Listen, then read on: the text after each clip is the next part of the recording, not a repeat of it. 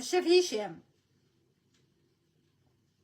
كون انت ترفع عليا قضيه انا نرفع قضيه على مرتك. هاهي انت تحكمني من وانا نحكم مرتك من.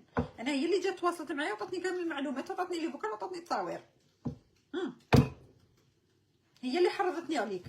تسمح لي نسمح لها، ما تسمحليش ما نسمح لهاش، قسما بالله العظيم. وما تسمح لي ما نسمح لها.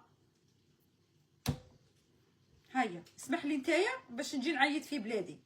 دروك عندي غير مع قضيه غير معاك نتايا. ما رفعش، لا ما نكذبش عليكم، الحمد لله يا ربي ما راح نرفع قضيه ما حوس عليا الشيخ هشام. بصح راني خايفه نحطك راهي في الجزائر يقول لي روحي. انا نتفاهم معاك قبل ما نجي. قالت لك وحده قروج ربي يكون معاها حبيبتي، ربي يكون معاها. لا سمح لها السيد. بصح قضيه وحده قروج ولات قضيه راي عام. يسمح لها السيد ما يسمح لهاش الدوله. ربي يكون معاها وصاي. راني خايفه نجي نعيط كيما العام اللي فات ياك.